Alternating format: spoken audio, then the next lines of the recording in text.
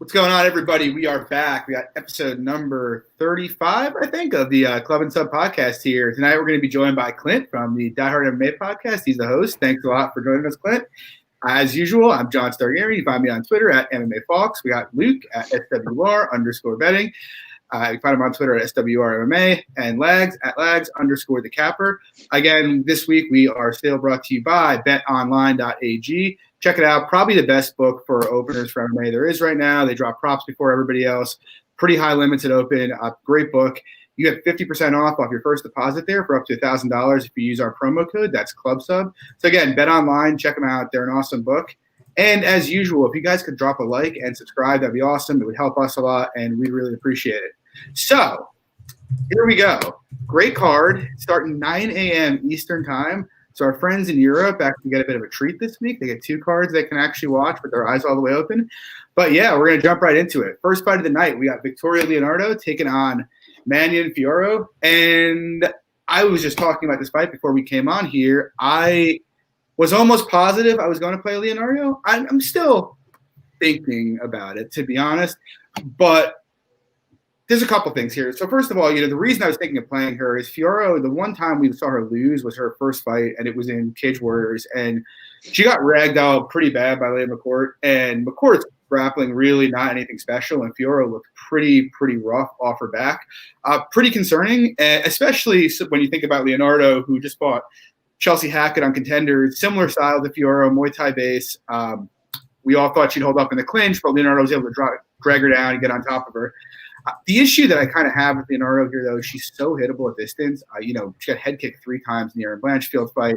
Like, she's almost, to win this fight, she's almost entirely reliant on getting it down. And while we've seen Fiorot struggle to stop takedowns and get up in the past, that was 3 years ago when she just started MMA from Muay Thai. And so it's like, I kind of feel like if that was her last fight, I'd feel pretty confident that Leonardo should be a favorite here. But with it being that long ago in her first MMA fight, the confidence interval is pretty low here. Like, you could convince me Leonardo looks hindsight minus 200 or Fiorot looks hindsight minus 300.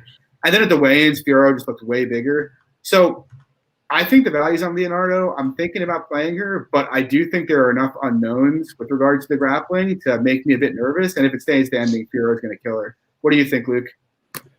Yeah, I'm kind of right there with you in saying that I think the value's probably on Leonardo. I think there probably is some merit to the sense that she obviously could have potentially made improvements in the last 2.5 years, but it's another one of those situations where we just haven't seen it. So that's why I think all the Fiorot steam, I think, is a little disconcerting, because I think people are making some assumptions in that regard. And like I said, maybe she has, but if she hasn't, I definitely don't think she should be minus 200 here. But I don't have a play on Leonardo, but I do have a play on the under 2.5 rounds for 1.5 units at plus 165. And largely my reasoning is because if those improvements haven't been made, I'm pretty confident that Leonardo is going to be able to get her down and get in dominant positions. Like, Leonardo is a purple belt in jiu-jitsu. Her wrestling isn't great, but she is decent from the body lock once she gets there. And she also has fought a lot of wrestling, grappling-based fighters. So I think that needs to be noted as well, why maybe she hasn't had the wrestling grappling success that you might want to see going into this matchup. But in general, if you dig a little bit back, some of the girls that haven't had confidence on their back, she's submitting them and running through them with relative ease. So I think that's definitely a solid potential for this fight, assuming that's the case. But, if Fiorot is able to stuff takedowns, I think she absolutely brutalizes Leonardo on the feet pretty bad. As John touched on, her striking defense just isn't there. And to be honest, based on what I've seen, I actually think Fiorot is the best striking-based fighter that she's fought, who's shown consistent aggression, who has power for the weight class, who has finished 4 of her 5 wins by KO as well. So to me, plus 165, this number's off pretty drastically. I think their fights hit under 2.5 since 2016 at like 56%, so minus 122 on the money line. So based on soul statistics, stylistics of this fight, to grab this at as big of a plus number as it is, I think it's a steal for the fight. Lags, what do you think? Yeah, I'm not going to add too much because I don't have a play here really, but I kind of have the same, opinions that you have, John. Just kind of the reason why I'm not playing Leonardo, because I think that Fiorot could have made those grappling improvements over the past couple of years.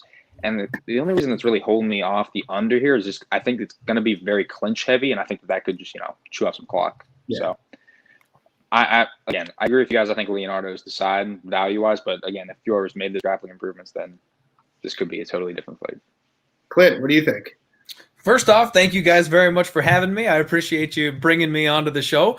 And I've got a ton of degenerate action this card. I do have a bet on this one. I do have Fiorot parlayed with somebody a little later on the card in one of those just win, give me a plus number parlays for plus 105. And that's really where I'm seeing this one. Leonardo, you guys kind of hit the nail on the head. Her striking defense is absolutely awful. She just kind of runs forward and does this thing without any regard for what's coming back at her. I think Fiorot's going to be able to piece her up pretty nicely on the feet. And then if you go back on Leonardo's fight just back in February 2020, I mean, it seems 3 fights ago, we think that's a long time ago, but 1 calendar year ago, she got exhausted when she faced the first step up in competition. When she fought Erin Blanchfield, she got head kick KO'd in round 2 because she couldn't implement the wrestling.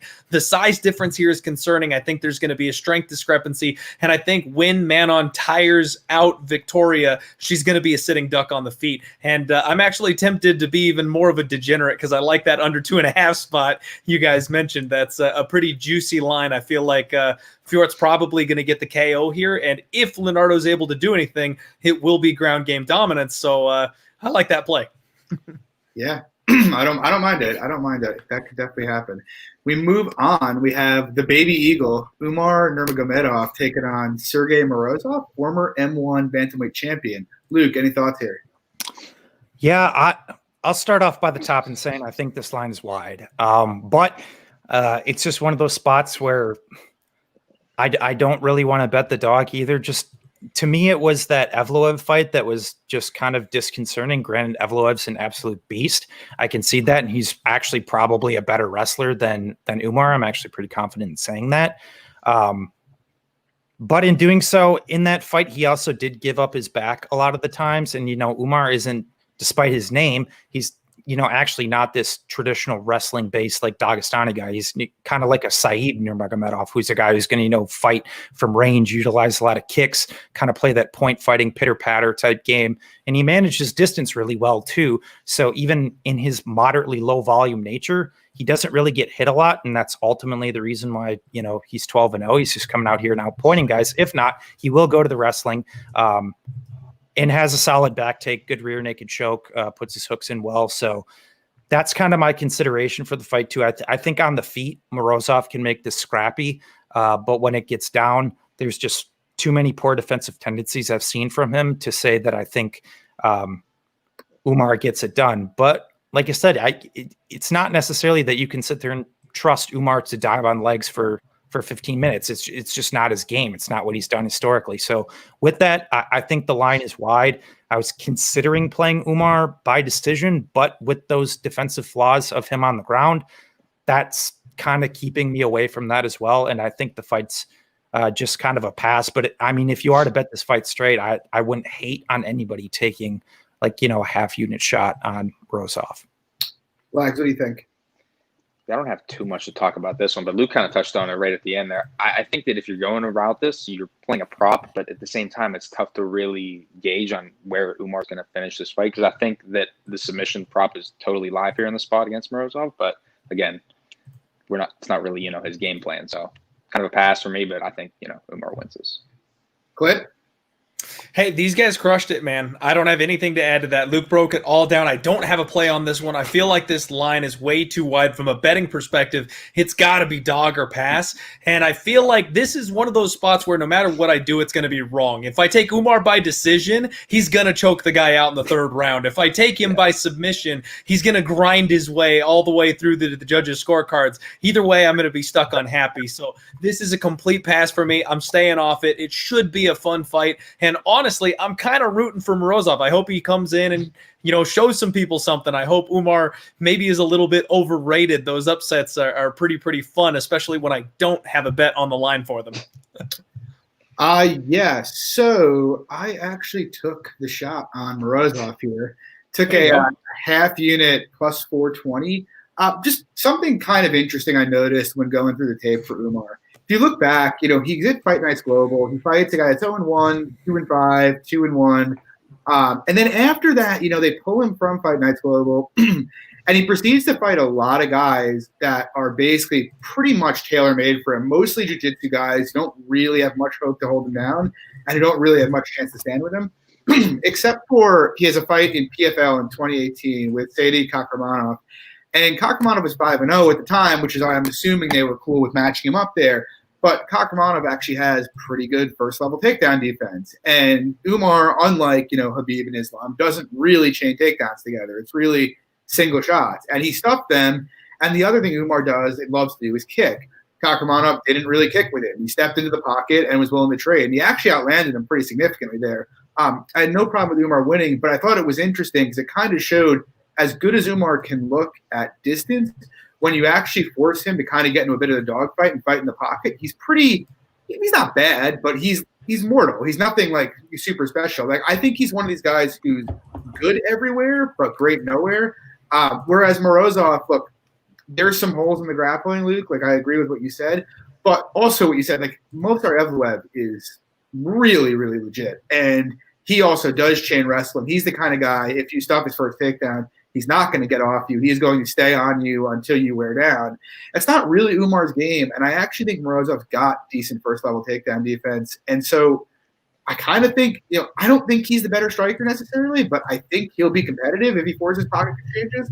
I was talking to Gugabe about this earlier, and he was like, if Umar's name was Magomedov and not Nurmagomedov, this is probably minus 200, not minus 500. And I was like, yeah, I was like, that's pretty much our point. So like, I don't expect Morozov to win, but I don't think this is going to be some washout unless Umar, can get a finish. But I don't know. I think it's going to be a fairly close fight. So we move on. We got another fun one. We got Mike Davis, Mason Jones. Glags, anything here? I actually just finished tape up on this one today. I like Mike Davis, to be honest. I get all the love for, Mason Jones coming in here, but to be honest, I think that Mike Davis is just the better striker, hits harder, more combos, more diverse attacks. And I think he's just more durable too. I know a lot of people are also on the under 2.5 here, and I don't know. I don't really see it because I think that if there's I guess I see it, but I think more so it would be a finish from Mike Davis and not so Mason.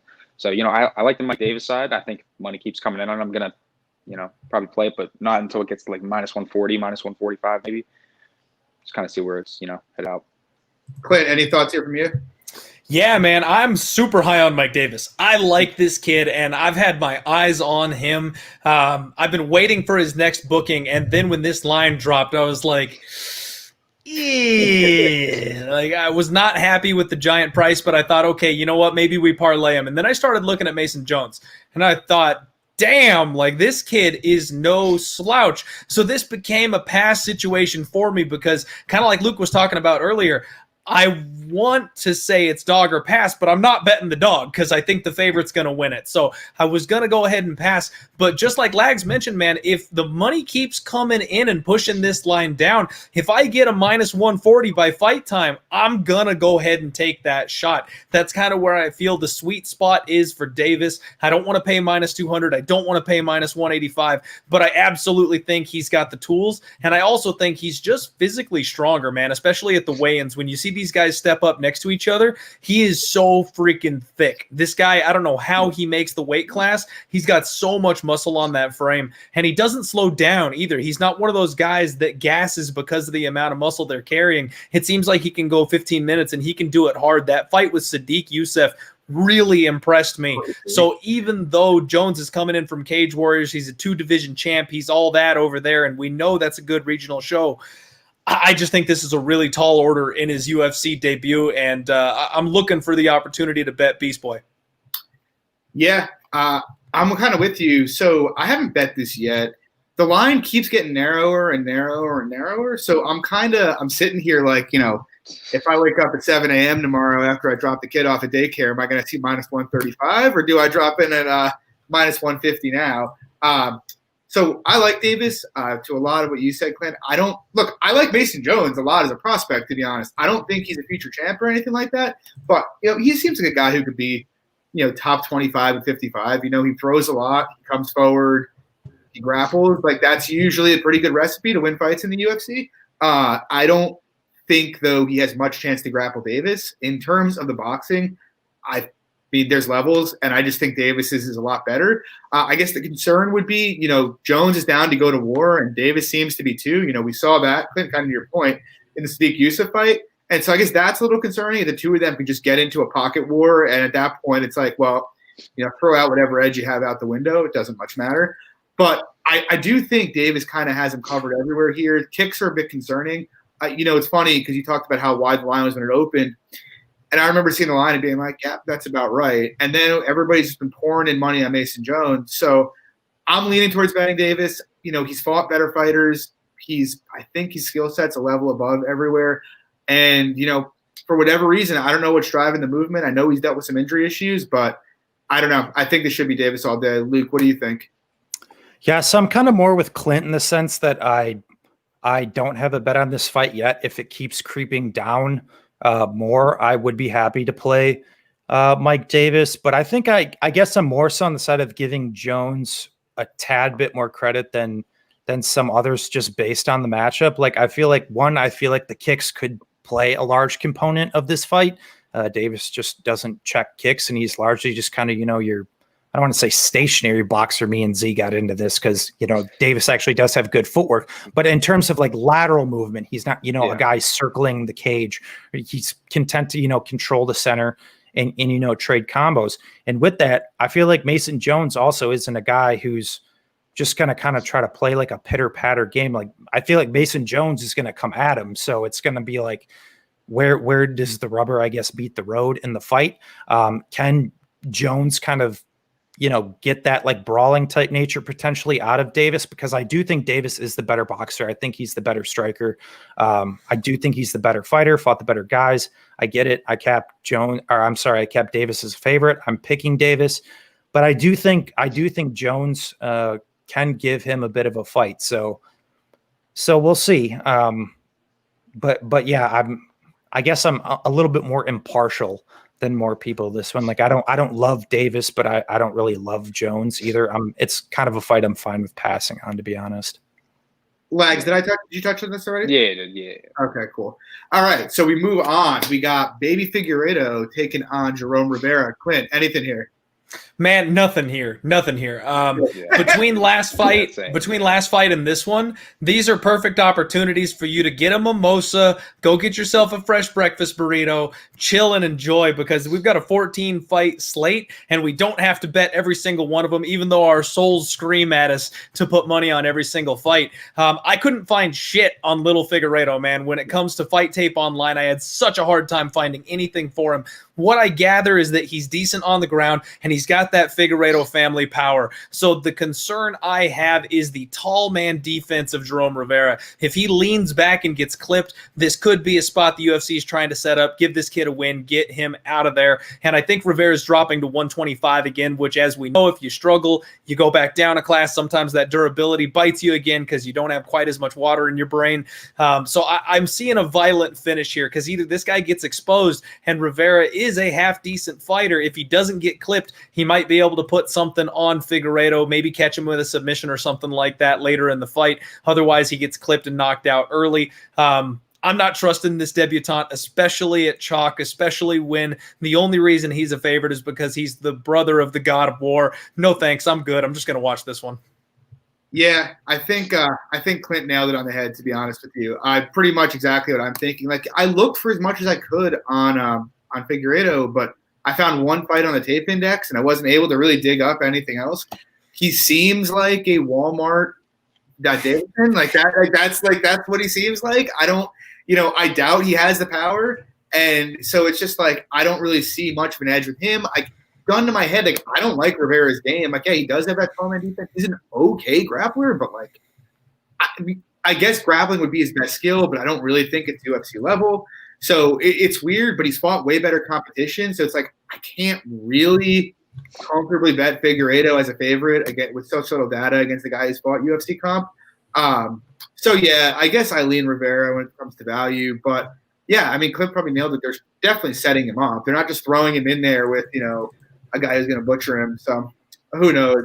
Big time pass. Luke, how about you? Yeah, you guys hit on it. I mean, just not enough tape. We're all tape warriors in here and trying to watch these fights to get a read. Honestly, didn't even know the dude had a brother up until this point. And so now you give me one fight to go off on. I think the fight was a draw too. So it's like, it's kind of hard to take. I mean, you can take little bits and points of it. It was 15 minutes, but still not much to take from it. Rivera, I think largely, unimpressive. So I guess you kind of almost have to play a bit of narrative as you touched on and say that they're probably giving Fig a decent spot to get a W, but it's almost impossible to cap with one fight on the guy. Who gets the UFC call on a draw, man? There you go. Like, when does that happen? It was a draw. Yeah, his last fight was a draw with Sosa. Are you talking about Figueiredo? Figueiredo. Right. Yep. Yeah, it pays to be friends with, or pays to be related to the champion, I guess. Rex, how are you? Pass. Okay. Same reasonings. Yep. I'm glad we kept this shit show nice and short. We will move on, and we got this is potentially a fun one. We got Dolgachjov, Lujanbula, Marcus Perez. Clint, I'll start with you again, so you don't have to break down the shit show. Thanks, I appreciate that. No, this is one that I ended up throwing some late action on, man. I love Dolcha. Dolcha's a fighter that I feel like has been a little bit underrated by everybody. His last time out, he was going to be a big, fat, plus 300 dog that I was going to roll the dice on and let everybody call me crazy. I feel like at 185, that's his home, man. People talk about he never, he's too small, he's cutting weight at a late age, things like that. And I'm like, no, man, he's one of these guys that's been fighting in the wrong weight class all along. He looked sick on the scales today. He's absolutely massive for the division, and he had some fire in his eyes. This guy is intense. He's ready to go. He's explosive. He's got that judo black belt. He's got some solid wrestling skills, and now that he's going to be fighting with guys that are size appropriate, I don't think he's going to have as much of a gas tank problem because he's not going to be throwing these 250 plus men around the cage. So I think this is a perfect spot for him. I like Marcus Perez, but another thing that I like to watch out for is fighters making a quick return off of a knockout. I don't think that Perez has durability problems. I think he got hit on the button. He got hit at just the right spot at just the right time, and that caused him to go down. But your body still needs to recover from that. Coming back within 3 months, super quick, a guy that doesn't have a really solid skill set anywhere except for maybe his pure Brazilian jiu-jitsu and his toughness. I don't think he's going to do well. I think he gets his walking papers. I've got Dolcha champion here. Yeah, so I don't agree that he's underrated, but what I will say, I came into this planning to play Perez, and then I looked at the tape a bit, and honestly, his defensive grappling is way worse than I recall it being. He has all those stubs from the bottom, so I figured he had a clue. But, basically every time he's been put on the mat, like his last 7 or 8 fights, he ends up in all these awkward positions, and his opponents end up in really dominant positions on top. And while I would say Dolcha has no process, he kind of just goes in there, throws the kitchen sink at you, or looks to take you down. I mean, Marcus Perez is the epitome of no process. It's just it's good. On the feet, I think it's going to be, I guess, fairly close on strike count, but Dolcha probably hits harder. And I kind of think if he puts him on the mat, he's going to fuck him up, to be honest. So, look, Perez has a bit of an experience edge and a bit of a competition edge in terms of what he's faced. But I think the line is more or less right, maybe even a little bit underrating Dolcha. I have no play, but I don't mind a stab at Dolcha. Luke, what are your thoughts? Yeah, I'm not a big fan of either guy, to be honest. So it wasn't really a fight I was going into, potentially looking to play aside. But I did actually ended up making a play on a total yesterday. I played the over 1.5 rounds at -128 on FanDuel. Honestly, it's a spot where Dolcha could come out here and kill him. Like he could. Obviously there was the Duplessis fight, but in general, from range, Perez, I thought actually up until the KO, that was probably the best 3 minutes I've ever seen from Marcus Perez in the UFC in general. But I've just always had an issue with him in the sense that, he's not overtly high output. He doesn't overtly defend strikes well. He doesn't have a ton of offensive wrestling upside. But at the end of the day, he is a tough guy who stuffs takedowns at 80% and has only been finished, I believe, one time in his career. So I think it's kind of a spot where the line's slightly being influenced based on his last performance. And, maybe there is something to it, Clint, that he's coming back too early. And he gets deaded. Obviously, Dolce throws heat. He comes forward. I definitely think the first round is going to be a little dicey. But what we have seen from Dolce, he's really only got about 5 minutes of gas. And after that, the output from him really even drops more. He starts coming in and taking more shots from distance. So on the feet, I think that's actually going to give Perez more chance to potentially win minutes the later the spike goes. But as you touched on, John, too, and Clint as well, if Dolce is able to get on top of him early, I'm going to be sweating my bet a little bit. But to me, it's just another one of these considerations where I think it's really one fighter and it's one fighter early. But at minus 128 for an over 1.5 statistically, that hits at a pretty solid clip between both guys. In Perez, in my opinion, who's a more battle-tested guy, he's fought the better guys, has proven to stay conscious against some other big hitters too. I think 128 is a great line. Once again, it's going to be a sweaty 7.5. But I've also, cashed a couple of these over 1.5s that have been sweaty, but the line just makes sense in the aggregate based on some of the stylistics. So I like it. Wags.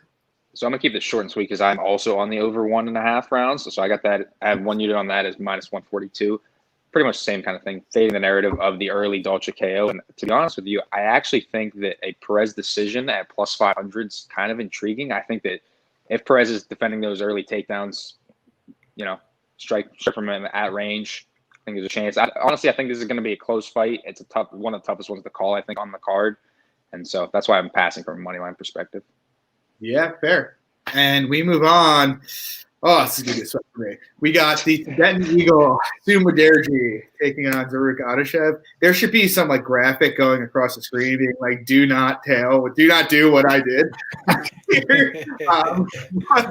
But I have a lot of money invested in Mudarji here. Again, I'm not suggesting anybody tail this. I'm having some buyer's remorse in which I hadn't gone quite as big as I did. But I have 2 parlays with him. One's for 3 units with somebody else in this card. One is for 5 units next week with Movsar Evloev. To be completely honest with you guys, I'm going to look like such a schmuck if he loses. But I honestly think the minus 430 has value on it. I really think he is substantially better than Adashev wherever this fight takes place. Not only is he taller and longer, he's got way more MMA experience. He hits harder. He's faster. He has better footwork. He's the better grappler. Not that I have anything wrong with Adashev, but the guy's 3-2 in MMA. You look at the fights he had prior to the NAM fight, and they're all guys who are 0-1, 0-2, 1-3. And I didn't think he looked particularly impressive in any of those fights either. And so it's yeah, maybe – I don't even know if Mudarji's a step down from NAM. He might be a step up from NAM. And so it's instead of him taking the kind of progression that you would give somebody who, you eventually want to get to the UFC, a former glory fighter, give him a bunch of gradually scale up his test. He's just jumping right to the front of the line here, and he's just really not ready for it. And I don't even say that because of the NAM fight, because at the end of the day, the truth is, first 30-second KO is kind of meaningless in the grand scheme of things. But, you just look at the tape in Bellator, and he's just not very impressive. He's, like I said, he's very slow. He tends to blitz forward with his chin up. I don't think he has a chance to grapple Mudarji here. I think his chances to outstrike him are fairly limited. To be honest, his best chance is probably a cage push. I legitimately think Mudarji should be 85-90% here.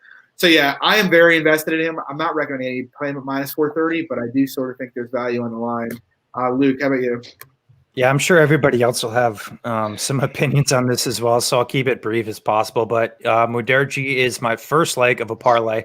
And you guys know I don't parlay very often, so that should tell you not that I'm a genius, but tell you everything you need to know of how confident I am in Mudarji here, in the sense, I'm not a big intangibles guy, but he does have a 4-inch height, 7-inch reach advantage. And the commonality theme we've seen from Adashev is the fact that he's just going to blitz forward and, rock'em sock'em robot punches. At the end of the day, I don't give a shit what his record was in glory. He's not a technical MMA striker. He's just not. I've heard some outlandish takes that I don't think he is. And so when he's fighting a guy who's much bigger, who actually utilizes that range well, I think that's a very important consideration too. Adashev has to close distance to win this fight, whether that's striking or grappling. He has to close distance. He can't sit there at range and try to sit there and point fight Mudarji, because he's just going to get picked apart. So he has to close distance. With that, he doesn't close distance effectively. With that, I think it's going to open up the counter game for Mudarji, or if he does decide, stay on the outside, he gets picked apart there. I guess he could land takedowns. He's shown, like, I'm trying to like justify, like, I'm not trying to bury the guy, but like, in my opinion, from what I've actually seen regionally, I think the guy's a better wrestler grappler than he is a striker. Like, he's shown at least confidence to go forward and land takedowns. Like, he's terrible on top, makes a lot of different mistakes. So that also gives credence to even the sense that Adashev is able to land takedowns. I think Mudarji gets up relatively quickly. Once again, he's smaller. I think Mudarji's faster, more power, better output. It's honestly his fight to lose. It's one of these spots where it's Adashev just fluky clip, KO or bust. I agree with John to say that he's probably 85-90% here. Legs? Echoing that similar sentiment. I actually have 2 units parlayed. I have Sumadarji and Ricky Simon later on this card. So, yeah, pretty much that 7-inch reach advantage I think is going to be huge here for Sue. And I think that the KO, similar to the last matchup with Malcolm Gordon, I think the KO is going to be evident here, honestly. I think first round, second round, I think the under 1.5 is probably a good look, too. Clint, how about you? I'm going to play devil's advocate here just a little bit. Just a little bit, because I think Sumadarji wins this fight as well. I think we all do. And, the betting line being -400, -500, I think that speaks to that. But let's not forget that this is still just a kid. And we just saw what happened to Buckley when the whole world counted out his opponent. Now, I know Zaruk Adashev is nowhere near the talent level, the experience level of a guy like Dishiriko, but Sue is not a grappler. We talk about the MMA versus the kickboxing experience. This is going to be a kickboxing fight. Sue is not going to be coming in here for takedowns. So if anything, this is going to be an opponent where Zaruk may actually have the opportunity to showcase his skill set. He also came in extremely short notice and up a weight class in his last fight against Tyson Nam. Let's not forget that. He's had a full training camp for this one. He's at his natural weight class for this one. I think the height and reach are going to absolutely be a problem, but I only have a long Hail Mary parlay that's got Sue in it. I'm not going big on him because this is a spot where that youth may end up being a bit of a problem. Zaruk is a solid striker, and we're all super high on Sue, but remember, Malcolm Gordon is a guy who went to Goodwill and got a chin whose previous owner was Cody Garbrandt. Like, he has less than a chin on him. So we shouldn't be praising this kid for knocking him out. I'm going to put my tinfoil cap on here, and I think the prop bet is going to be Sue by decision on this one. I don't hate that. Flyweights, 125 flyweight for like plus 250. Yep. I think Zaruk is going to get caught on the outside. I don't know if he gets caught blitzing in the way that other people have been able to because of that long reach with Sue. I don't know that he's going to have the counter shots as he moves in. I think he's going to play at range, and he's not quite going to have that moment to clip him. So I am going to say that Sue wins, but I think getting it's like plus 260 or plus 300, something like that on Sue by decision doesn't look half bad to me. I'll look it up for you real quick. I don't hate that. That's an interesting contrarian way to play that fight. There goes Luke's internet. I was gonna say, kind of to Luke's point, just one other point on the fight. It's like I think Adashev being a kickboxer gives people the wrong impression. Like, kickboxing and professional kickboxing, just because of the size of the gloves, is quite different than kickboxing and MMA, especially when it comes to defensive stuff. But yeah, I like the way Clint was talking about playing that. I love Mudarji here. You guys know me. I don't almost ever play big juice, but riding the dragon tomorrow. Sue by decision is a plus 340 on FanDuel. Ooh, that's pretty close. Anyway, we move on to the second leg of my parlay. We got Ricky Simon, got Tara Perillo. I'll start with Luke here. Luke, what do you think? I'm on the parlay as well too. It's another. So all three of us on the same parlay. And honestly, going into this, we'll talk in the group stuff about. I legitimately had zero idea that you guys were out the same parlay. No, I know, yeah. I honestly didn't know, but going back through it, it's another situation where I think this Perillo guy is largely KO or bust. I think this is actually Ricky Simone's biggest step down, not even in the UFC. In my opinion, he's actually fought better guys in LFA than this Perillo guy. And the original hesitation I had with Simone is like, okay, well, he will sit there and go to war with guys. But at the same time, it's like you have to look at who he's fighting too. Like people go to that third round of that Ray Borg fight. It's like, well, Ray Borg can also still wrestle his ass off, who also is still a solid grappler, and which Ricky Simone still landed a ton of takedowns in. But, Ray Borg is scrambly. And even, the Rob fight, and he's fought a couple other grapplers as well. It's like, this guy doesn't possess those tools at all. So if there's ever any sort of fight out there for Ricky Simone to even land one takedown, advance position, get into dominant position, and secure a submission, I know he's not a historic finisher, but you have to look at who he's fighting. All those guys are not easy to finish, especially based on their wrestling grappling credentials. So to me, this is just a gigantic step down for Simone, and there's just really no reason that I think he would have to sit there and trade in these big pocket exchanges. Like to me, if Ricky Simone wants a takedown, Ricky Simone's getting a takedown. And I think this guy's a tad bit of a fish out of water on his back. And I think he'll make small mistakes that Ricky will be able to capitalize on, take his back. And I think this is a solid fight for Ricky to finish inside the distance. I know I've seen some people take the sub prop, which I like. I don't hate it, but I could also see a scenario where he just mounts him and completely pounds him out too. So I know ITD's got hit quite a bit. I think it's almost down to about pick 'em now. But it's another fight, man, where to me, it's Simone's fight to lose. He has all the tools to win this fight. I think it's genuinely the best chance of a layup, assuming he doesn't decide to go to war with this guy. Because if he decides to go to war with this guy can strike. He is aggressive, has power. I give him that. But there's just no reason he needs to do that here. So what I will say definitively, if Ricky Simone decides to go to war with this guy, I will never bet Ricky Simone again in my life. I don't care the line. I don't care the opponent, because there is such a clear path to victory for him here, and that would show terrible fight IQ. So yeah, this closes out my parlay with Mudarji for 2 units at -150. Legs. Yep. So Ricky closes out my 2 unit parlay of -166 with Sue and Ricky. So yeah, pretty much everything Luke said, to be honest. I know obviously we're in a group chat together. We talk about these fights, but I mean, to be honest, I think these are 2 of the best spots on the card, to be honest, 2 parlaying. I think the spots, just matchups in general, favor them to such an extent that outside of a lapse in fight IQ, it should be them all day, to be honest. So I think Ricky just utilizes the takedown game and probably finds a submission, to be honest, considering like you touched on those submission deficiencies.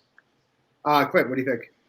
So I actually had a parlay that was Joaquin Buckley tied to Ricky Simone. I got in way early on that line, and I couldn't have been more happy with that parlay, so a little pissed off that it's gone.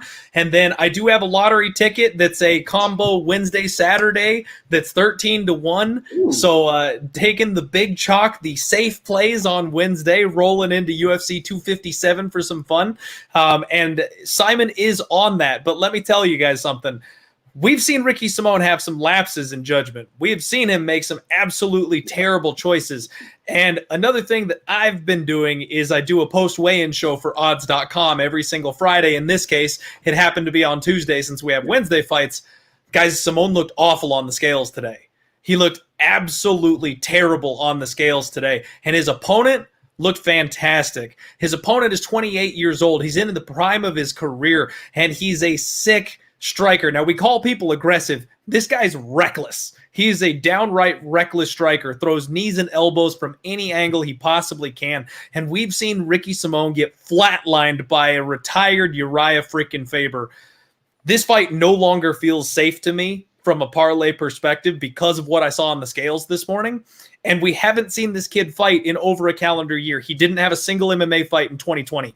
So if there's any opportunity for him to have improved, this is going to be the spot where he would show up and show that off a little bit. I ended up sprinkling a half unit on Perillo by knockout at 6-1. It's a nice little hedge for the parlay. Fair. Yeah. So Simon closed out my parlay as well. I'm not going to point out too much. I will say about his chin, it is true he got knocked out by Faber. But other than that, he got hurt badly by Anderson Dos Santos regionally. But I don't know how much I buy that he's chinny. You know, he bit mouthpieces with Rob Font in his last fight, and like they basically went to war. And you know, he actually was the one that hurt Font, not the other way around. And so I'm not saying he's uber durable, but I'm kind of the mind that, you know, it's possible that his chinniness is a bit overrated. I also bet Simone by submission plus 550 for a unit. I think it's like plus 300 now, so I'm not sure I would hit that. I think that's about where it should be. But Simone doesn't have many submissions, but like look at the guys he's fought in the UFC.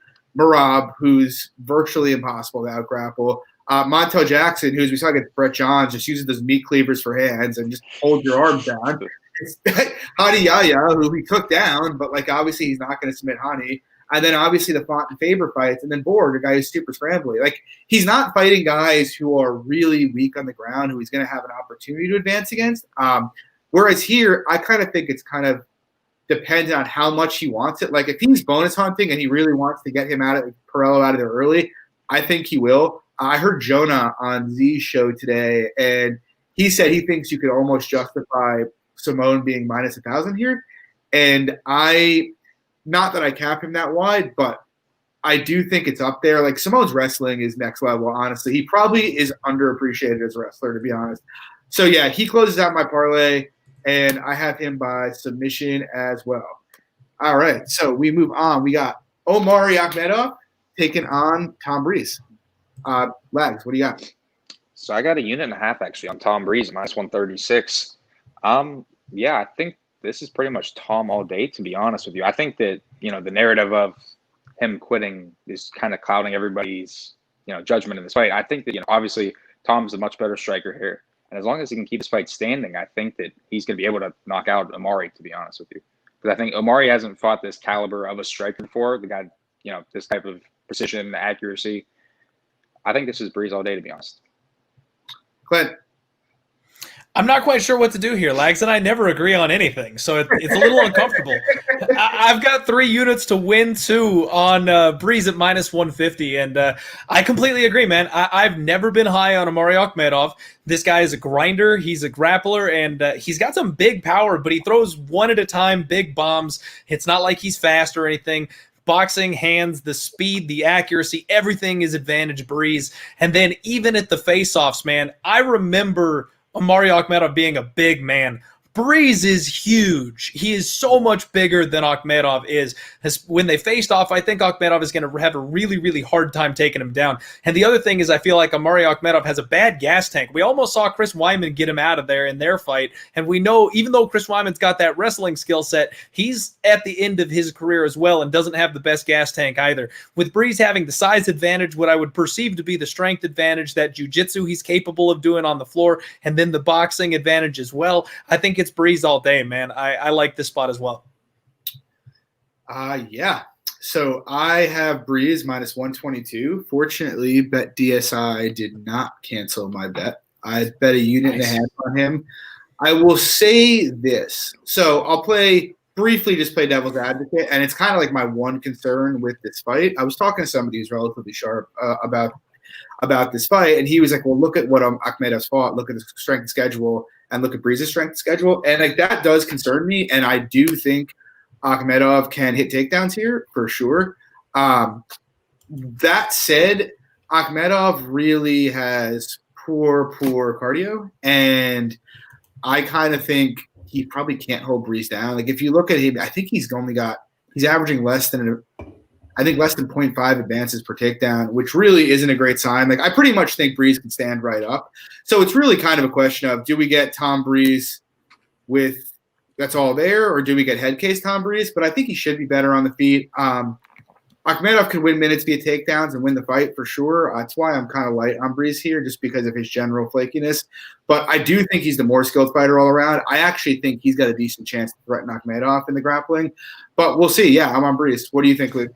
Can I rebuttal your devil's advocate real quick? Sorry, I don't mean to jump in on you, Luke, but I'll forget if I don't comment. Man. Go for it. So the head case thing with Tom Brees, a lot of people talk about that, and honestly, man, he's riding high right now. If you saw him at the weigh-ins, he was like double flexing. He was doing like the bodybuilder flex where he's like showing the wings off and stuff. Like this guy's feeling himself coming off of that knockout. And I'm sorry, what was your first devil's advocate point? See, I already forgot it. Like I had something and I forgot it. What was it? Schedule. Oh, the strength of schedule. Yeah. That's a big thing. I actually like seeing people step down in competition. That's an opportunity to bet on them. But I also think that the UFC is looking to get a guy like Brees rolling. He's in the prime of his career. He's finally putting it all together at this point. And Akhmedov really has struggled with a lot of the people that he's fighting. He hasn't proven that he's been at that elite level in a long time, in my opinion. So, damn, I lost it. I had something there. I apologize. I don't know where it went, but I had something a little stronger than that for you. Sorry, Luke. I wasted your time. Have at it, man. I'm not sure if Akhmedov's ever been at an elite level, but Brees just scares me. What do you think, Luke?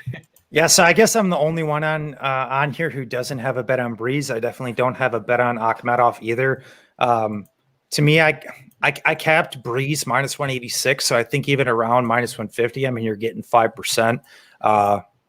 I definitely don't hate on anybody jumping in on that or even before that. I know you guys got some solid lines on Brees. So if I was to get minus 136, minus 122, I'd be on Brees as well. But it's a fight where I'd like a little bit more than 5%. And I'm not necessarily going to play, the whole base narrative that, he's kind of flaky in a sense, but I do think it's a consideration. And I've heard an argument that, only outside of the Allen fight, that's in fight, that's all we've really seen from quote unquote flakiness from Tom Brees. And that's completely true. But at the end of the day, he's another one of these guys who has self-admittedly said that he struggles with the mental part of the game.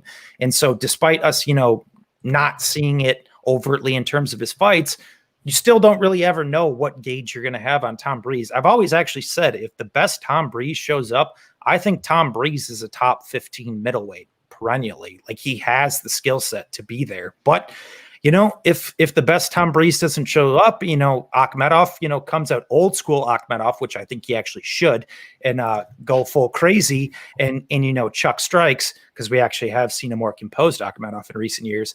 He sits there, clips Brees, and Brees takes his ball and goes home.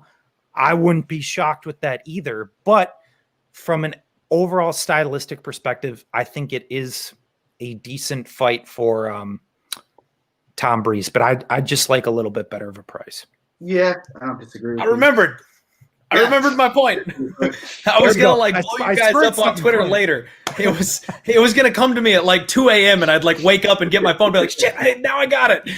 Fight Island, man. Fight Island. Something I've honed into recently is the judging when they head over to Abu Dhabi and they favor volume. So in this fight, I think that's a big point for Tom Brees, because Omari Akhmedov, when he does strike, it's one or two big, slow, heavy punches, and then he grapples. It's not a whole lot of activity on the floor. It's not a whole lot of ground and pound unless he's absolutely dominating you, because he knows he's got a bad gas tank. He knows he has to pace himself. And what we've seen from the judges in Abu Dhabi is that if one guy hits you hard once and you hit him 3 times, you're getting the points for that round. I think the speed advantage on the feet and the boxing advantage for Tom Brees, I think, is going to sway the judges his direction. So even if this does end up getting close, even if it does end up getting hairy, I mean, look last week at the cage control for Justin Tafa. They went the other way because they like the guy who's doing the punching. So I think that's just one more edge for us here with Brees. Yeah, fair. So we move on. We got Lerone Murphy taking on Douglas De Silva de Andrade. Clint, I believe you have a play here. What do you got? Murphy closes out my parlay. That's going to be my little plus money. Both you guys, please just win for me with Fiorot to kick the night off. I really like Murphy. He's another one of these guys like Beast Boy that I kind of have had on my eye on. He's been on my radar for a long time. And this dude is in crazy shape. I don't know if you guys stalk Instagram like I do, but he is in unreal condition coming into this fight. And his opponent is a 35-year-old guy that probably should be fighting a weight class lower, but he's been a bit on the juice a little too much. His career probably can't get that muscle on the frame these days. He looked good at weigh-ins too. I'm not going to lie. It looks like he may have gotten a new doctor, but I think this is a spot where the younger, taller, longer fighter is just going to do work, you know? I think that Silva's going to have a hard time closing that distance. Murphy's boxing is slick, and he's also got a really tight squeeze on him. This is another one where, you guys, it's perfect. The club and sub. Don't be shocked if this guy rocks Silva from a distance and he dives in there and sticks his neck out. Murphy by submission is like 14-1. And I think there's this crazy outside shot that he pulls that off here when Silva gets desperate, realizing he's got to get a finish to win. So I'll be very upset if Murphy wins by submission, because I have a bet on Lerone Murphy by decision for 1 unit plus 250 here. For whatever reason, Dimes opened the market at Murphy inside the distance, even money, which doesn't make terribly much sense to me. Like, look, he's gone to a decision where the guy was 4-8, a dude who was 7-4, a dude who, well, it was 17-7-39. Like, the guy has been to a bunch of decisions in his career. Now, he's KO'd some guys regionally, but like, he hasn't really flexed off much volume in the UFC or much power in the UFC. You know, he's got nice volume. Obviously, he's long and athletic, but you know, the Zuba fight, he outlanded him pretty significantly. We never really heard him.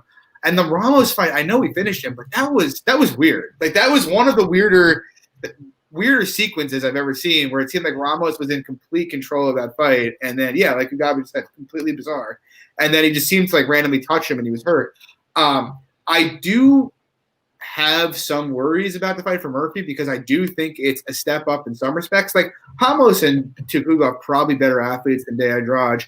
But, you know, Andrade, reliable to go forward, throw a lot. And while Murphy does have that height and substantial reach advantage, we haven't really yet seen it either regionally or in the UFC, him really showcase himself using it. Now, all of that said, I actually do like Murphy's boxing a lot. I like his athleticism. So I like him in the spot. That's why I'm betting him. But would it shock me if it turns out he's not very good at keeping him on the end of his jab and Andrade can just blitz the pocket and just outland him? No. I capped Murphy like 65%, but I think the decision is like 45%. I really think the chances of him finishing Andrade are pretty low. So I have a unit at plus 250 by decision. Luke, what do you think? Yeah, man. Lerone Murphy is another one of these guys. Honestly, I don't know what to make of him yet. I want to see more from him. I think he does have upside. In saying that, I'm not saying like the guy's some bomb or some can or anything. Like, obviously going to a decision with Tukhugov, beating Ricardo Ramos, two guys I hold in pretty high regard. I definitely give him props there. But what I will say, at least in terms of Andrade is tough. He's a tough guy. He's going to come forward. He's reliable to throw strikes. So once again, in these fights that, you know, more so are extended, that aren't grappling, wrestling based, I'm not necessarily sure how I rate him there, but I do think he is, you know, the bigger, more athletic, powerful striker. He's more technical. Andrade largely just kind of throws in, you know, these big hooks, doesn't move his head off the center line. I think that's probably giving more credence to the potential Murphy KO and then Murphy having some regional KOs. But I'm kind of with you on that sense, John, that I think that decision line could potentially be a really sneaky spot, because Andrade is a tough guy, but he has had a bit of a size advantage here. I think Murphy's the better fighter, but it's really not a fight I'm trying to run to the window to bet. Honestly, if anything, to me, it's dog or pass. I'd actually rather take the shot on Andrade than I would on Murphy straight. Lags, what do you think? That's kind of where I'm at, actually, too. I was actually coming into the tape looking like, okay, I was, you know, maybe looking to parlay Lerone Murphy like earlier in the week. And then I was like, okay, the decision prop, you know, that's not a bad look either. But, you know, Andrade is a tough test, honestly, for any new guy, to be honest, any guy in general, to be honest. But, yeah, I think this is going to be a really close fight, to be honest. But as long as Andrade doesn't stay at the end of Lerone Murphy's jab, at the end of his strikes, I think this is going to be a tough fight. So, yeah, I don't hate anybody taking this shot on the Andrade. Yeah, fair. We move on to another pretty fun fight here. We got Tyson Nam taking on Matt Schnell. Matt Schnell. He is, you know, Luke, I believe both Luke and myself had a bet on him last time his fight was booked. And then I heard him say in an interview, I'm just going to go forward and trade. And I was like, okay. That fight got canceled. Schnell is just like such a disappointment to me because he's got like every tool to be an excellent, like skill set wise, he's probably as good a pure boxer as anybody in the division. And he's got slick jiu-jitsu. He's a good grappler. But, you know how I said, Simon's chin issues were overrated? Matt Schnell is a guy whose chin issues are not overrated. And what's frustrating for me is despite that massive frame and length, he has the frame and the boxing ability to just play the all the way out, all the way in game and win. But he just wants to come to war, even though that never really works out well. I had plus 220 on him against Pantoja, and that was just infuriating because it was pretty clear he could touch Pantoja's chin whenever he wanted. He's like, we'll just measure dicks in the pocket here until someone's dropped. It was not fun. And so, I kind of think here, the dynamic's kind of the same. Nam is very low volume. I know people are like, oh, that's overrated. It's not. Nam is very low volume. You can easily outwork him if you just stay on the outside. Now, do I trust Matt Schnell to stay on the outside? No. I expect he's going to go forward, get in the pocket, and exchange with him. I don't have a play on this. I'm thinking about playing the over. I'll let Lags touch on it when it's up to him. He had a sneaky little play he was talking about here, or the under, I should say. Well, I was looking into it. I actually didn't end up playing it, but I think it's a decent spot. But I think Schnell has all the tools to be minus 300 here, and more likely than not, he's going to get himself knocked out, though. Luke, how about you? I think that last quote is really all I have to say. I think Matt Schnell has the tools to look minus 300 here. I think if the best Matt Schnell with fight IQ shows up, Matt Schnell is a perennial top 10 flyweight. But once again, I'm not a big intangibles guy in, all these other things. But at the end of the day, we now not have one fight, not two fights, but three fights of him showing poor fight IQ. And then post that with the interview he did with James Lynch saying he's going to go and engage in a war with Nam. It's to me, it's I don't like to sit there and talk shit about fighters or Barry, and I respect all of them. It's but I just don't understand what the guy's career trajectory is. He literally has the tools, like I said, to be a top 10 guy. But if you're going to sit there and try to go to war with guys who have more power and you don't have the chin, it's different. Certain guys, they have the chin to go to war, and they can do well, but he just doesn't. And there's, like I said, multiple data points to suggest that he doesn't.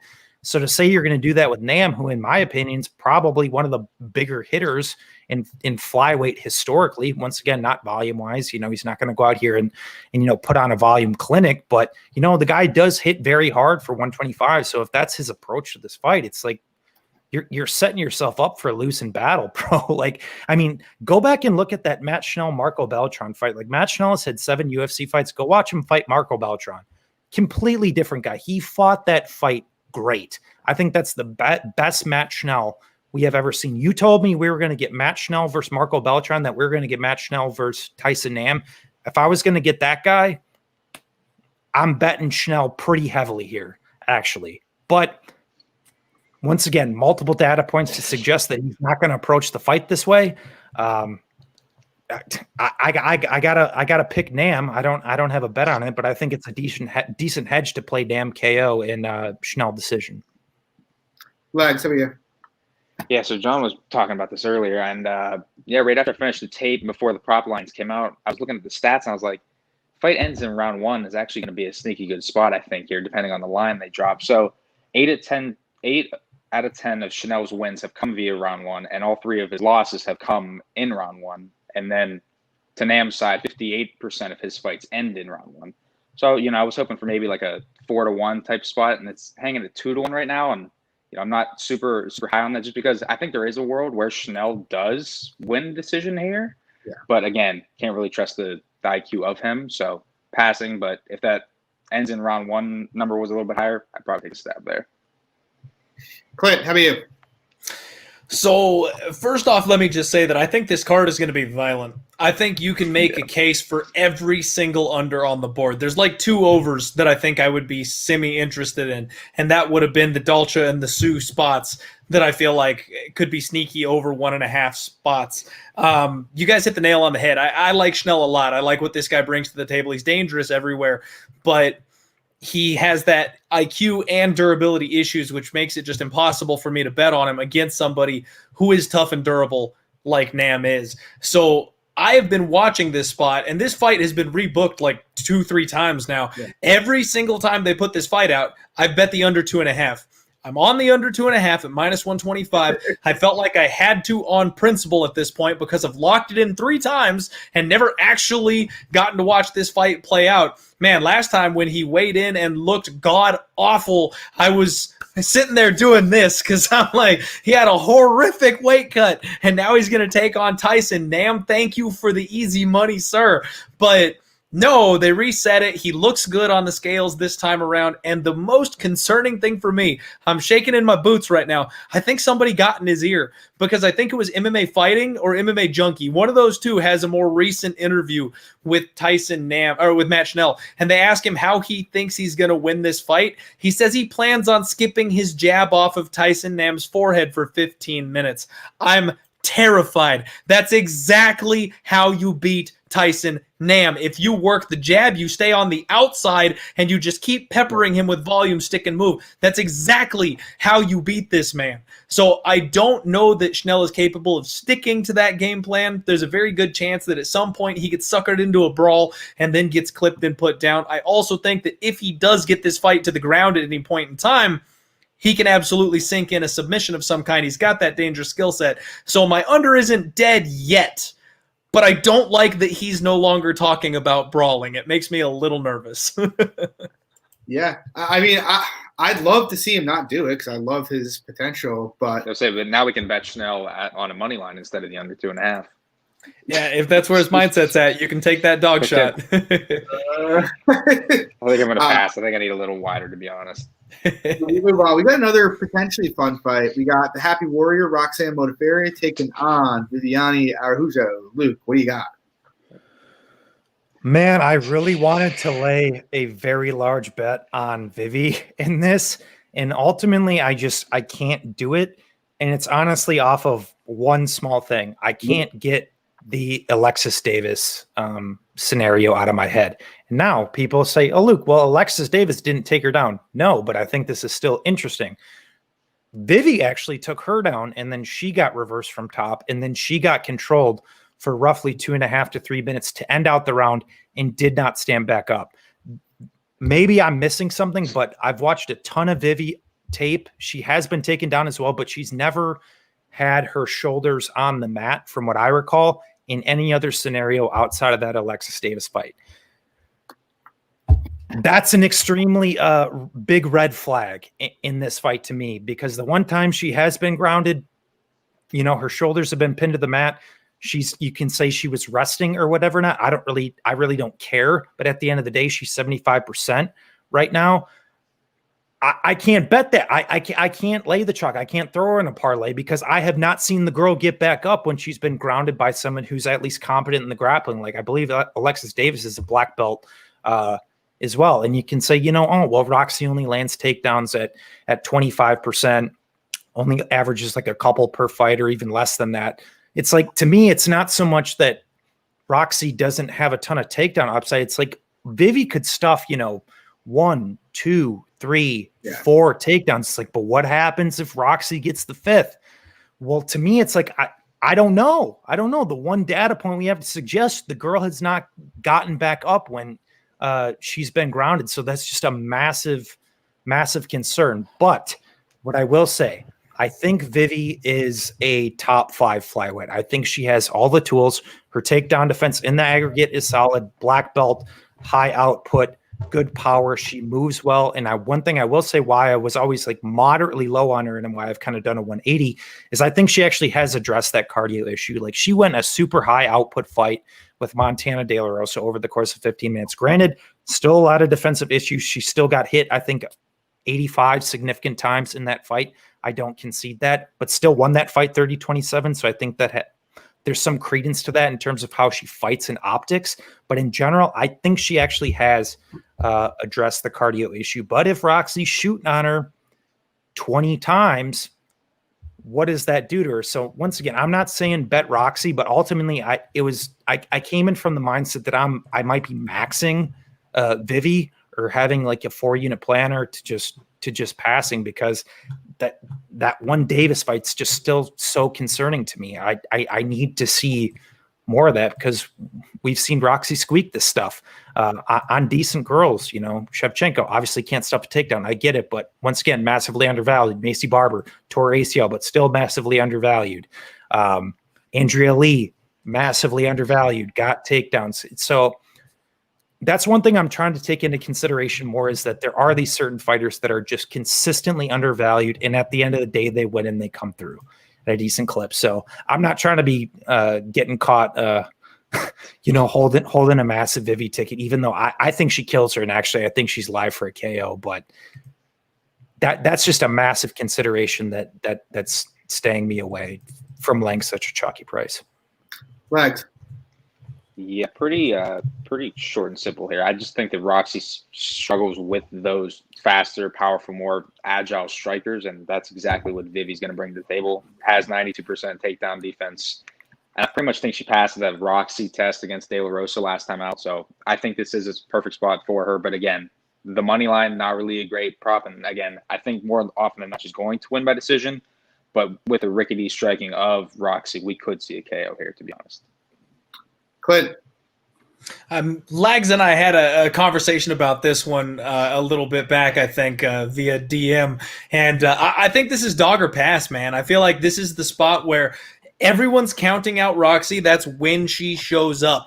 When she is the slight favorite, when she's plus 110, that's when she gets her ass handled. That's when she looks like she's too old. When she's plus 300, plus 400, no one's giving her a shot. That's when she makes this thing close. That's when she makes it dicey and hairy. The only problem is I have to go back to what I said before about the grappling versus the striking. In Abu Dhabi, they do not favor the grappling, and Roxy's plan is to just lay on top of her opponent. Her striking has come a long way. She's got some improved boxing, but she's obviously nowhere near as fast and as athletic as Vivi is. So I think this fight is going to get hairy, believe it or not, and I think Roxy's going to make a fight of it. I'm tempted to throw a half unit on her at that wide line just because it's so ridiculous, and like I said, this is when Roxy decides to get her rear in gear. We have seen Vivi put on her back. We have seen her and honestly, she's undersized. Roxy is a lot bigger than people give her credit for here in this spot. If she gets her against the fence, if she gets her back on the ground, she's going to be able to control her.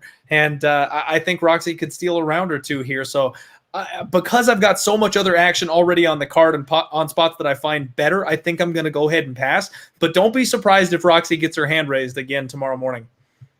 Yeah, I won't be if it happens. I guess to your point, Luke, I have the same concerns with Vivi about, the Davis fight's just impossible to unseat, to be honest. Like, I think we need to see her at least one more time out there, or at least on her back one more time before you comfortably trust her against a grappler. I actually played DLR against her, to be honest. But to your point, if you told me Roxy was going to come out here and attempt 20 takedowns, I would be betting her here at this number. The problem for me is she just doesn't really seem to close distance well. And you see it almost every fight. Anybody who's active and moves a bit, she gets caught on the end of their jabs and kicks. And she's not going to just aggressively blitz forward through damage. She just doesn't do it. She looks for her holes to go in there and push you to the cage and work.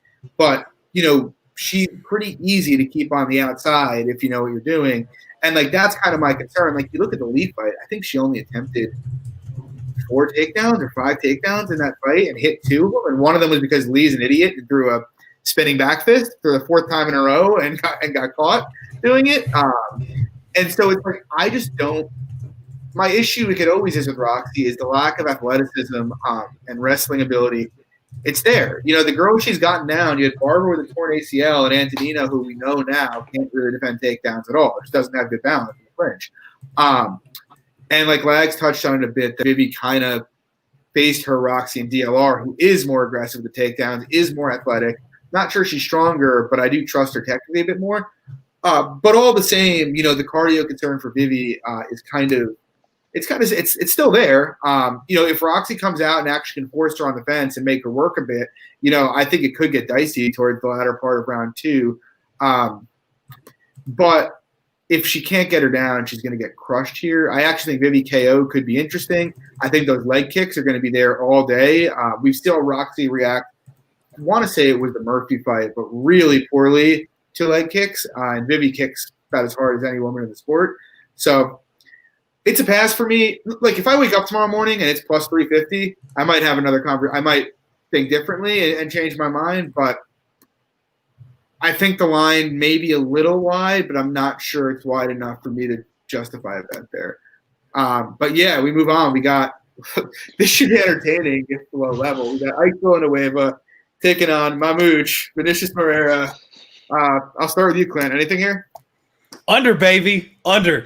I don't take under 1.5s often, but that's the spot here. I'm on the under 1.5. Ike Villanueva has some surprising power. He's actually got some pretty fast hands, and I think he switched training camps recently. Somebody maybe can back me up there or prove me wrong, but I believe he's finally taking things a little bit more seriously in his career, which he might show some improvements here after something like that. But his opponent, Marrera, again, this is another guy that shops on the discount chin rack. He has nothing to offer as far as durability is concerned. And if you can't get the ground game going, he quits. He looks for the door at the very first opportunity. So I think Ike is going to be too small, not going to be able to handle the ground game. He's either going to get subbed out quick or he's going to be able to defend that takedown. And Marrera doesn't have more than 4 minutes of gas in him. So he's going to hit the canvas if he can't get that takedown. Either way, someone's going to sleep round 1, in my opinion. Yeah, I don't know a play, but I do mostly agree with you. Pretty much seems pretty binary. If Marrera can't get him down, he's going to get finished. If he can get him down or he can get Villanueva to fall into his guard, he's got a very good opportunity to sub him. To be honest, I think that's kind of the scenario where the over does hit, is Marrera pulling guard and Villanueva just not putting his hands on the mat and staying smart enough to not get subbed. I've seen people talk about this before, but, people who definitively don't want to get subbed sometimes can just survive even if they're losing the fight. But ultimately, I do like the under here. I think Villanueva probably puts him out. And like I said, I think if he hits the mat, he's going to be in big trouble. But no strong feelings. I'm just going to enjoy the slop show for what it is. Luke, how about you? So me and my boy Clint are on the same play as well. I'm also on the under 1.5. I got 2 units on it at minus 115. I think you kind of said it too, John, in the sense that to me, I just think the fight's very binary. Whoever is able to really get off on their game, I think finds a sub. Obviously, Marrera probably closes distance worse than any fighter I've ever seen. And, Villanueva is not the biggest guy in the world, but he does have power. He's fought some bigger guys in the past and has clipped him, especially even on step back hooks. I think that's important to note in this consideration as well. But to give Marrera a little bit of credit, despite his terrible, closing of distance, when he's able to get guys down, he's a pretty big guy and he's a blanket on top. And I think he does do a good job of controlling and passing. Granted, the level of competition has been relatively low, but what I'm moderately confident in saying that if he is able to get on top of Ike Villanueva is going to turtle and Marrera is going to take his back and probably choke him out. So it's really just kind of these clash periods of what happens. But ultimately, I'd be pretty surprised if this fight even gets out of the first 5 minutes. But fun stat, since 2016, both guys under 1.5s have hit 75% of the time. So minus 300 on the money line. So based on Soul Stats, I think that is a very interesting consideration, with also the stylistics heavily favoring both guys, assuming whoever's able to get off in their game. So I don't really like a side. I more so lean that Ike kills him. But I honestly would not be surprised if Vinicius just took a couple of big shots, got into the clinch, is the bigger, stronger guy, blankets on top, takes his back, chokes him out. I wouldn't be surprised with that either. I think both are pretty live. I think the under 1.5 is a solid play. Legs.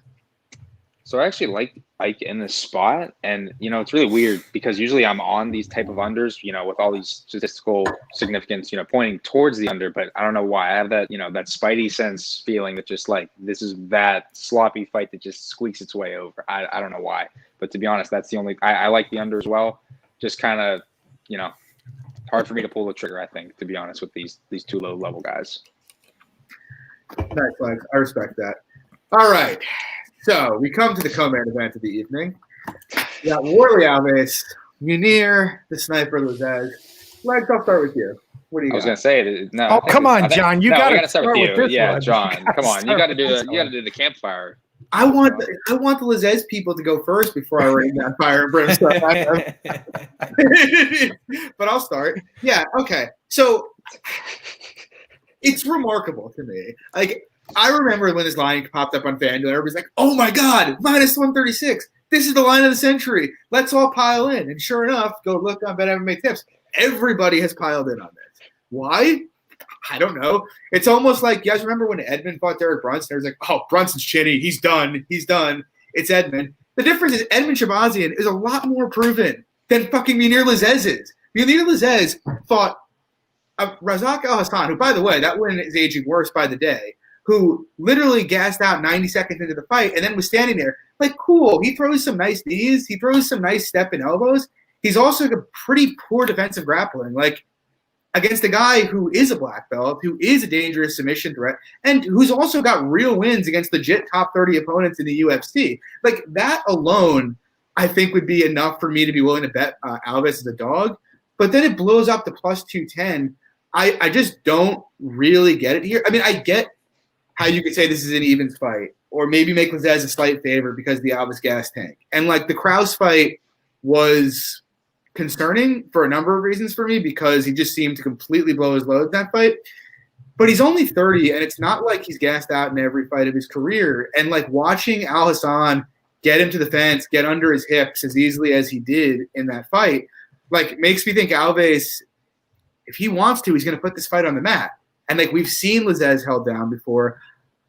I'm moderately confident, or pretty confident, that if Alves gets him down, he can advance position fairly easily. Now, will he sub him? I don't know about that, but he might. And even if he can't, though, and it stays standing, like, I get it. Lizez is a brilliant combination striker. He looks like it. But guys can look like brilliant combination strikers when they're getting nothing back in return and look very different when they are. Alves has a tremendous low kick game. We don't know how Lizez is going to react to that if his leg gets completely chopped apart in the first round of that fight. I think there's this – I think the narrative is somewhat right that if Alves gasses out, he's going to get it put on him. But what happens if Alves hits a takedown while he's tired in round two and then just stays on top of him because he knows how to grab a post hand and Lizez can't just scoot back to the fence?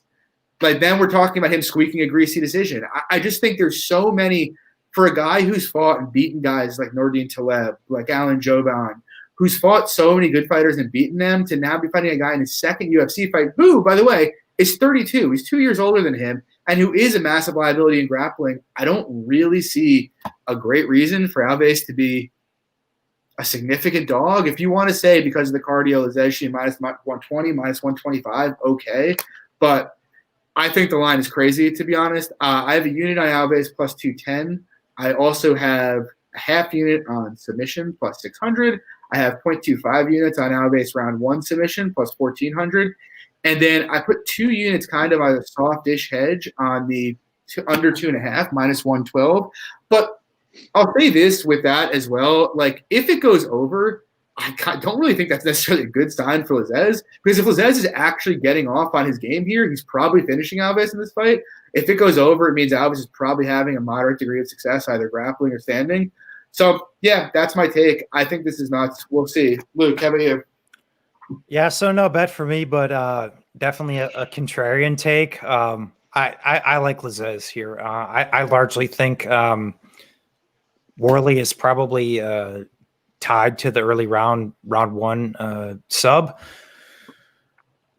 Once again, you do bring up a lot of good points, though, in the sense that, he has fought the better guys. There are certain considerations for the fight, but I just think it's the length, the movement, the speed, the power. I think Lizez is just a perfect archetype, if I'm being completely honest, to beat to beat a guy in Warlley Alves. And Warlley Alves is always an interesting consideration too, just because he's one of these guys who came off of tough Brazil, who was, predicted to be, a future world champion. Obviously had some early success early on. Like you said, he beat Joban, he beat Taleb, he even beat Colby. But then, ran into a couple guys, then got a couple lollipop wins. But then, when he's kind of faced some adversity, I don't think it's looked great for him. So, to me, I think it's a good spot for Lazzez. I'm not someone who has a bet on him at current price. I think it's starting to get a tad ridiculous, if I'm being honest. But I think if you jumped in on that early, around that, minus 110, minus 136, even minus 150, I honestly think you could even justify it at minus 186. I know I'm sorry, John, we're going to disagree pretty heavily here, but I like making money on the fight. What's that? There's only one person who's going to be making money on the fight. Yeah. Hey, at the end of the day, I don't have a bet on it. So I'll turn it over to Lags and Diehard, because they both got bets on it. So yeah, I have 2 units on that opening line, minus 136 on FanDuel, and yeah, I pretty much think that Lazzez is going to be able to mix in those attacks, those lead elbows, outside leg kicks, the knees to the body, and those knees to the body I think are going to be draining here to Alves' gas tank. And I mean, we saw even in round 3. I know Al-Hassan's not any kind of a credit grappler, but in round 3 he was taking down Lazzez. Lazzez got up pretty quick, had solid get-ups, and so I mean, I think again we can't really say that the grappling couldn't. I mean, I guess I think he could have improved since being taken down previously in those fights, but I don't know. I think this is Lazzez all day, but again, not at current price. I would say like Luke said, the minus 185 is probably like the cap. I would say of betting him. Clint, what about you? Yeah, I'm in the Lazzez camp as well, man. And I severely disagree with your stance that if it goes over, it's going to be more in the favor of Alves, because, man, this guy has no gas tank whatsoever, and he is huffing and puffing by the 4-minute mark in every single fight, even when he's the guy dominating, even when he's the guy that has the strong round 1. He comes out in round 2 like a shell of himself, and Lazzez is the guy that can go 15 minutes hard. We've seen that happen. So even if there's the opportunity, honestly, this is a great live betting spot, man. If Alves looks fantastic and dominates round 1, hit Lazzez. You're going to get a better price tag on it, and we know Alves can't keep that kind of a performance up for 15 minutes. On the feet, I think it's a complete mismatch. I think Lazzez is miles ahead of anywhere Alves has ever been, and really it's that 1-round sub or bust, in my opinion. I absolutely think that that's the path to victory here for Alves, is he's got to get it to the ground, and he's got to get it to the ground early. But this kid Lazzez, he's on point, man. He's training, he's hot, he's in shape. Like we saw him get taken down and controlled 2 years ago at this point. Again, he's going to be making improvements. He's going to be working on that. And we have seen Alves fail to get his fights to the floor and be able to control people. So it's not a big surprise. It won't be a big surprise to me if Lazzez is able to keep this thing on the outside. And don't forget, we're in the big cage. He's not going to have to worry about that small apex cage getting pinned up against the fence. He's going to have room to use that footwork to move, to skip side to side and wear Alves down from the outside. And I know the Abdulrazak Al-Hassan fight isn't aging exceptionally well, but realistically speaking, man, he took everything that guy had to offer. Abdulrazak hit him with the kitchen sink, and he rolled with every single one of those punches. He ate several of them. His chin got checked out. Alves does not have more power than Abdulrazak Al-Hassan does. I can go on statement saying that. So again, I just think if Alves is going to get it done, it's going to be a first-round submission, and I'm betting that Lazzez gets out of that first round. If he does that, I should be cashing a ticket. Let me be clear. I'm not saying I think Alves has the advantage if it goes over 2.5. What I am saying, though, is I kind of think if we're late in round 3, it means Lazzez's analysis was pretty wrong, because anybody who's put up volume like late into middle of round 2 against Alves has generally finished him. So if he hasn't gotten finished and we're in round 3, it means it's probably the result of Lazzez having success in spots or potentially hitting takedowns and landing him there. So that's really more my point. I agree. A decision probably on volume and cardio favors Lazzez. But we'll see. That's a fair take. I'll let you know, though. I did also double up as a hedge on the under 2.5 as well, because I think both guys can hit that under 2.5. And like I said, the opportunity for Alves to win is that first round. So if he's going to do it, that under 2.5 is going to hit as well and kind of save me a little bit of money. What line did you get on that, Clint? On the under 2.5? Yeah. I got that at. Actually, I got it at -110. It was at a pick'em. Okay. It's not bad. I don't hate it. It's -112 on FanDuel, Luke, if you want to drive to the casino. Yeah, not tonight. So anyway, we move on. We'll see what happens. It's a fun fight. Ironically, I'm not passionate about that, but Sumadarji is where my soul is. I think they did a really poor job at structuring the main card of this event. It should. We got Ike, Villanueva, and Marrera on the main card. You got to finish, though. Yeah. I think they know that's going to be exciting. I think that's what that's about. Yeah, and it's on ESPN, so. Yeah, but you got Mike Davis and Mason Jones on the prelims. Fair. I'd flip them. I'd flip those. I'd flip those easily. Anyway, we get to the main event. We got Michael Maverick Chiesa taking on Neil Magny. Lads, start with you here. What do you got? So I think we had similar opinions on this, John. If this was a 3-round iteration, that we favor Chiesa heavily and Chiesa sub, but considering this is a 5-round iteration now, I actually think this does favor Magny if this fight does get extended. But the issue I have with that is that I don't think the fight gets extended. I think that Chiesa is going to be able to work those clinch takedowns, those body lock takedowns down, and be able to find a sub early here. So that's why I'm not touching the money line, because I do think that if this fight is extended, that I think Magny can turn the tides here with the cardio and the output that he possesses. So I'm playing a quarter unit round 1 sub at +950, and then a quarter unit round 2 sub at +1500. Clint, how about you? I'm all on the Magny train, man. I am all team Magny here. I've been riding this guy for his last little stretch here, and he is an underrated fighter that people hate to bet on because he's boring, but he's so good at cashing tickets. He's one of these guys that is he's a good trooper, man. You know exactly what you're going to get every single time he steps in the cage. He's got great striking, solid wrestling, a significant cardio advantage over almost everybody, a significant height and reach advantage over almost everybody. He's such a good soldier, as my boy Rockstar Z would say. And I just love backing this guy. Chiesa's a guy that I have been down on his entire career. I think he's overrated. He's sub or bust. And yes, he looks better at 170 pounds. He's filled out that frame for sure. He's big. He's strong. But man, this is the first time he's facing a legitimate threat, a legitimate challenge at 170. Let's go over his record at 170, man. Carlos Condit, the guy with 0 takedown defense, the guy that's more than willing to flop to his back and play jiu-jitsu with you. He took him down. Yeah, okay. You took him down. You got the submission. Congrats. You didn't do anything special. Diego Sanchez, the last remaining relic of the Ultimate Fighter Season 1, a 155er who is masquerading at 170 for the end of his career. And the UFC only matched him up with Chiesa because they knew Chiesa wouldn't give him any more CTE problems because the guy's got no striking. And then Rafael Dos Anjos. That one I will give him the tip of the hat to. I'm impressed with Rafael Dos Anjos still. I think he's valid still. I like the guy. But again, he's a near retirement age 155er who is just too small at 170. For the first time, Chiesa is going to go up against a guy who is bigger than him, who is stronger than him, who is longer than him, and who can match his wrestling ability. I think that there's some serious recency bias going on here. I think it's a combination of people not liking Magny's style and then people getting all the flashy vibes, the highlight reel from Michael Chiesa, and that's given us this amazing line. I got -130 on Magny. That's a 2 times play here for me.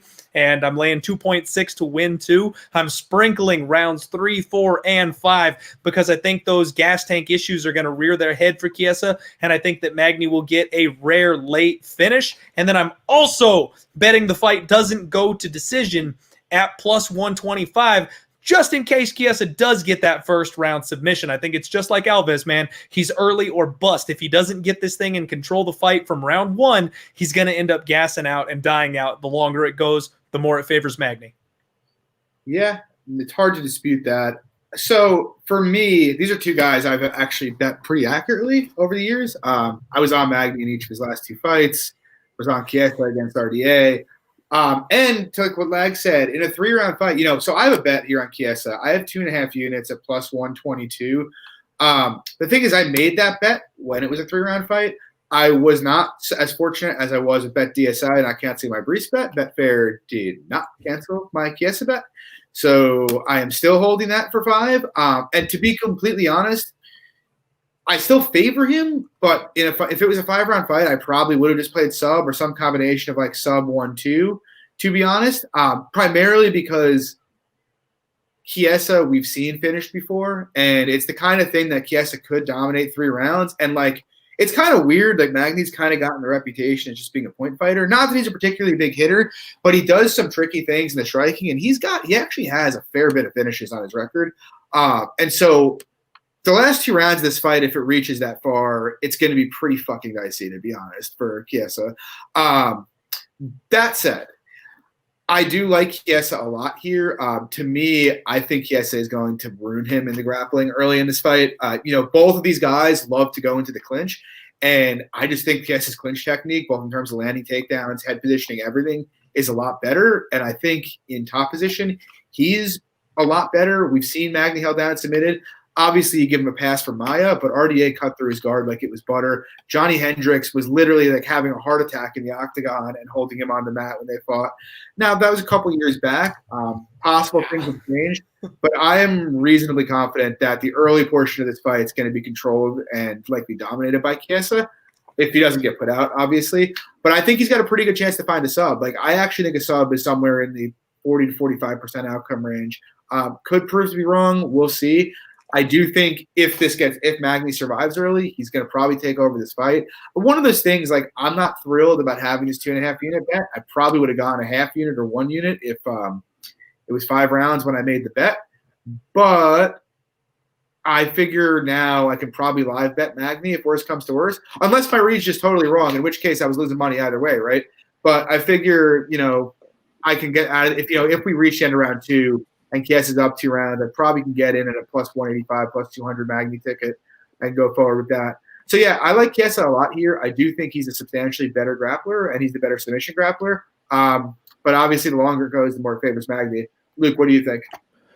Yeah, so I've kind of flip-flopped on this one a bit. I kind of went into it thinking I'd be betting Magny as well. I don't have a bet on the fight, but I'm actually kind of flipped to the Chiesa side. I just did like a super deep dive on him, even going back to that Jim Miller fight, the Dariush fight. Like, to go out there, man, and submit a guy like Beneil Dariush, especially when the choke wasn't even under the chin, and tap a guy that's that high level. I think that needs to be said. Obviously, he didn't submit RDA, but he went there and took him down, took his back, threatened chokes early on. This is coming from someone who had a sizable bet on RDA in that fight as well. That looked horrible, hindsight 2020, but that obviously was not something I anticipated. And really what I came away with is that Chiesa is a guy I've just consistently undervalued because, he kind of has, this funky, style. He's obviously not a big stand-up guy. He gets hit a lot, but at the end of the day, you can't say what Chiesa doesn't do isn't effective because that's what he's done. What you're getting from a Michael Chiesa fight, essentially, is what I'm saying. Like, he lands takedowns at a high clip. I think he gets like almost 3.5 takedowns per 15 minutes. You know what you're getting from Michael Chiesa fights. So that's why I think the fight's kind of binary. Where why I kind of swayed away from the Magny sign is that I think Magny's going to have a hell of a time in those first 10 minutes, man. Like, Chiesa's going to come at him and really put it on him. We have seen, even in the sense that Magny does stuff takedowns, he still gets stuck on the fence, which I don't particularly like. So I think that gives more credence to Chiesa early, but I'm actually on the side and more so if Chiesa subs him. But to your point, Clint, I think the longer this fight goes, I think people also have also significantly undervalued Magny, and that I think he is the exact archetype of a guy who can take this fight over, assuming assuming it's extended. So once again, I don't want to be too middle on everything I'm saying tonight, but I there's just so many really good fights. Honestly, I see really solid upside for a lot of fighters on both sides, which is why I have 3 totals in a parlay, and I don't have, I literally don't have one straight bet on this card. But yeah, I think there's merit to both guys, but I'm going to ride with Chiesa early sub. Yeah. So the sides are established.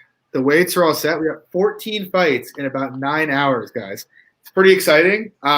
So yeah, thanks for coming out tonight, guys. Again, remember, if you haven't deposited to Bet Online yet, go ahead and do it. Use our promo code CLUBSUB. You get 50% off on your first deposit up to $1,000. Want to thank Clint at DiehardMMA Pod on Twitter for coming out tonight.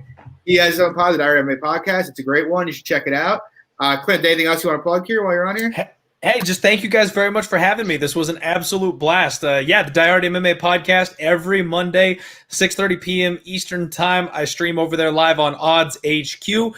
I do written stuff at odds.com, so if you want to support me, head over there. That always helps out as well. And just good luck to everybody, man. There's a wild card tomorrow. It's going to be a hell of a lot of fun, and hopefully we can all make some cash. Yeah, as usual, I'm your host, John MMA. You can find me on Twitter at MMA Fox, co-host Luke at SWR_betting, and Lags at Lags_the Capper. Smash that like button and subscribe. We'd really appreciate it. And we'll see you guys on Twitter tomorrow. Take it easy, folks. Mimosas and waffles. Mimosas and waffles. Mimosas and waffles.